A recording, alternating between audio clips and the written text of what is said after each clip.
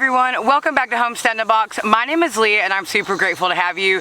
I put a little bit of pre-work in the beginning of this video just to show you that I've been putting in a lot of work in my garden. But today's video, we are going to talk about your fall garden 2023. It's August 14th, I believe, and I'm going to talk about what I'm planting in my fall garden right here behind me in this kind of a small space, because I know a lot of you do not have a very large space, but you're really wanting to grow food.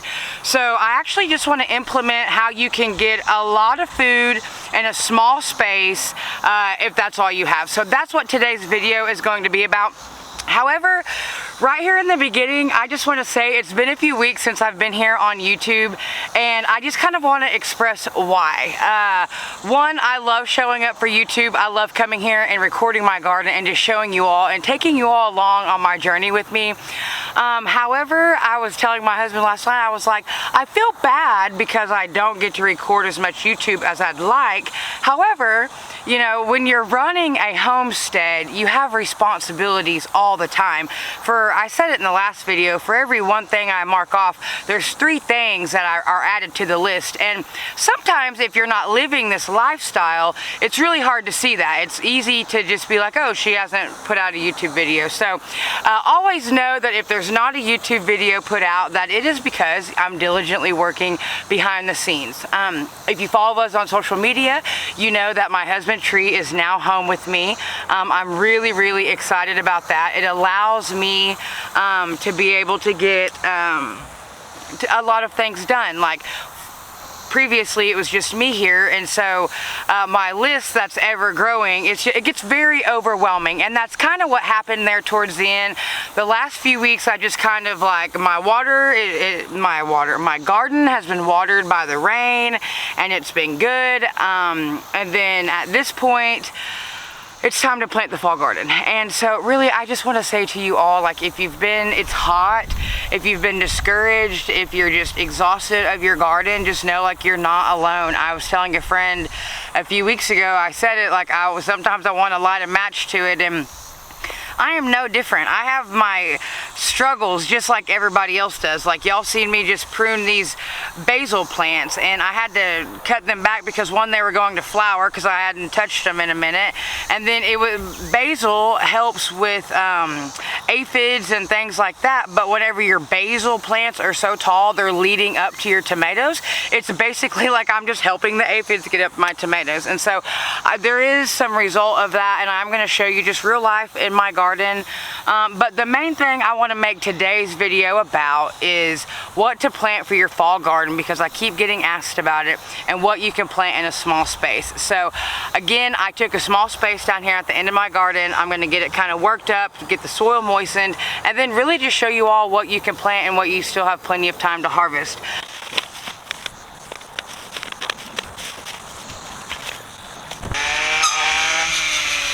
Alright, so as you see, I've got the ground moistened. Excuse the noise in the background. Like I said, my husband's home and I'm excited to hear noise in the background.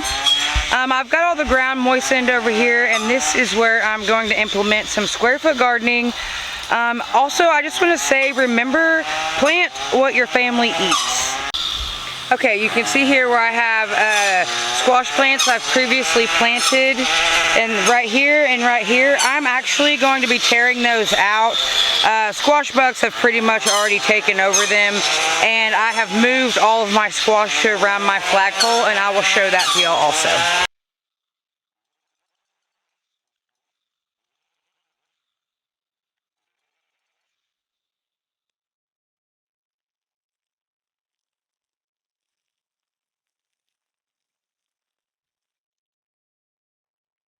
Alright, so right here in this area, I have quite a bit of square footage. However, I'm only planting, like I mentioned earlier, what my husband and I are going to eat.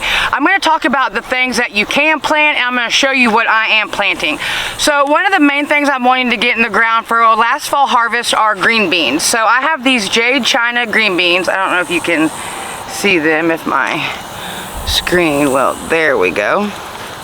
So I have some Jade China green beans, and green beans, Per square foot, you can plant about 4 plants per square foot. However, this bed here, y'all, I'm not gonna lie to you, I'm gonna plant it pretty heavily, and the majority of what I plant here is going to be green beans, because that's what I'm really trying to get the last for my fall harvest. As I mentioned, I have planted my squash and zucchini around my flagpole. I moved that squash and zucchini as far away from my garden as possible, mainly just because of squash bugs and vine borers. And although the weather is cooling down, it's starting to cool down, and we have less pest pressure with squash bugs and vine borers. However, to be safe than sorry, I just moved them to the other side out by my flagpole. But just to touch on squash and zucchini right now, squash and zucchini are about a 60 to 65 day variety, depending on the varieties you planted. The ones I have out by the flagpole are actually a 35 and a 45 day variety, so I'll be getting those pretty quickly. Anyway, you have quite a bit of time to plant squash and zucchini, almost just about till up to the end of August, 1st of September. However, the sooner you get that crop in the ground, the sooner you can have a harvest. And let me just remind everybody, last year of the freak freeze that we had, about 3 weeks previous to what our first estimated frost was actually estimated for here in Oklahoma. Where I'm at, I'm in zone 7B, and my first estimated frost is, I'm between November 1st and November 11th, so that's between like 75 and 85 days out, something like that. So anyway, I'm gonna get these green beans planted in here, and like I said, you can do 4 per square foot, so that's quite a bit of green beans. I'm gonna plant quite a bit of green beans because I've never actually canned them, and this year I had a good first harvest of them, but I ended up selling them all at the farmer's market, which is something I said I was not going to do. But I thought I would have more come in, but I didn't. So anyway, planting some green beans. All right, I did not have very many in here in this package like I had hoped, but anyway, green beans, you want to plant them about 1 inch deep, and you can direct sow them. A question I've been recently asked is, do people have to have plant starts? Squash bug. Or can they direct sow some things? And y'all, you can really direct sow anything that I'm talking about today. These green beans you can direct sow, you can direct sow squash, you can direct sow zucchini. Everything that I'm putting in my garden for my fall garden, I'm direct sowing, which in direct sowing just means I'm taking the seeds and directly sowing them into the ground. I'm not starting a plant start. And really, I'm just gonna place these all over because you can fit so many in such a small space. And I feed, there's lots of ants, so really need to try to take care of that. But y'all, if you've been here, you know I'm always fighting ants. So I feel like something that's just gonna happen.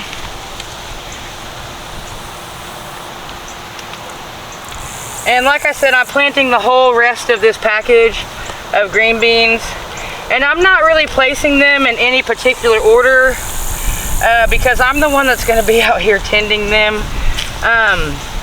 And sometimes chaos grows better than structure, I've learned. So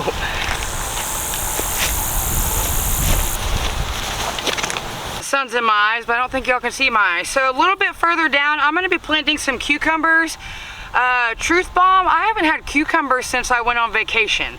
All of the bugs have just kind of got them, and then I grew so many cucumbers and canned so many pickles last year that I have enough to last us through this year. My husband, he doesn't really eat pickles a lot, and mainly it's my nieces and nephews that eat them when they come, and so I was just kind of like, well, if I don't get any more, I'm okay with it. However, for my last round, I am going to plant a couple of these Boston pickling cucumbers in here, and instead of trellising them like I tried to this summer, I'm just going to let them kind of take over the ground. And if you've ever grown cucumbers where they take over the ground, they literally take over the ground. They vine out. So if you're planting cucumbers and you're not wanting to grow them up for your last frost, just make sure that you're aware that they're going to take a lot of ground coverage. Also, growing them on the ground leaves you more susceptible to you know, rotten fruit and things like that. But if we're being honest, last year I grew them not trellised, and they did way better last year than what they have done this year whenever I trellis them. So I'm going to plant them pretty thick in here in hopes that at least a couple of them come up. Cucumbers, you're going to plant them Again, about an inch deep.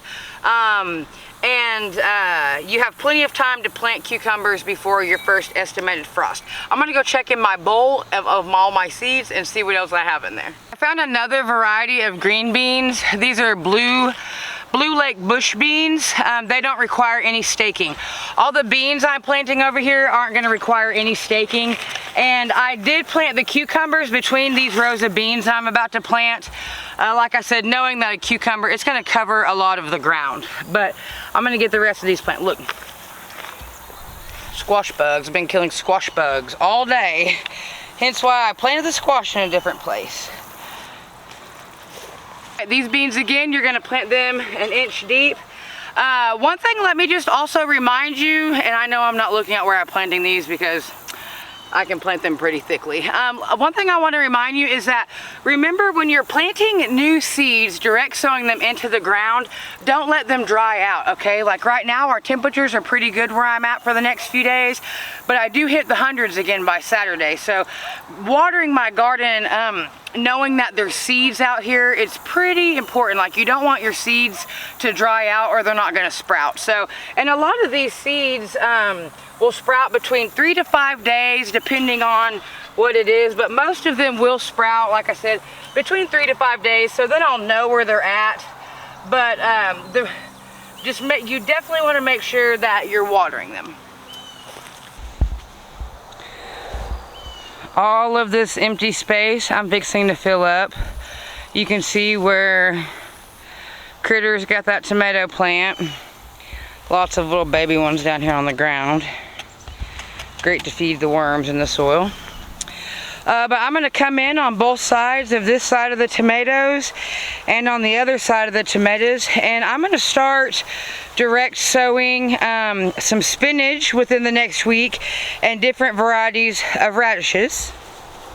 Alright, so that is what I'm getting planted in my garden today, but I am going to cover some things that you still have time to plant and some things that I'm going to continue to plant. I just have to tear out some corn and things like that before I plant them. So right now, like I said earlier, it's August 14th, a few things that you can plant and still have really plenty of time to, and even some of these you can succession plant like squash and zucchini, but we'll just stick with the basics. Right now you can put in the ground and have a harvest before our first estimated frost here in Oklahoma, zone 7B. Squash, zucchini, beans, any type of beans, black-eyed peas, purple whole peas, things like that, okra, squash, zucchini, I may have already said that, radishes, beets, and I'm sure that there's more, y'all, but that's mainly what I think. I kind of focus on what I'm planting, and that's what I'm planting. You can always see if you have time to plant it by just searching in Google, seeing how long it takes from seed to harvest, and then looking to see how many days you have until your first estimated frost. So I still have plenty of tomatoes on the vines. Last year I replanted suckers for a fall harvest, and I didn't really get anything for that harvest because of that first weird frost that we had. In fact, I lost a lot of green tomatoes that year, or last year. So this year I have just let my tomatoes continuously grow, and I'm just going to be feeding them rabbit manure and watering them real well. A lot of them still have flowers. They're flowering and they're forming fruits. A lot of the fruits I see on there are small, and some of them are bigger than others. So that tells me that the health of my tomato plants is good and that they're still putting off fruit. So I'm just kind of retraining my tomatoes back down the cattle panels that they're already on. So another thing I want to touch on is my peppers and things like that. They're still doing pretty good. So I'm going to be leaving them in the ground. So tomatoes, peppers for a fall harvest, those things will everything that you're planting right now for a fall harvest will die. your first frost that you get. It will all die. It's not frost hardy by any means. My next YouTube video is going to be me planting out a little bit of the rest of this garden bed with things that are actually frost hardy.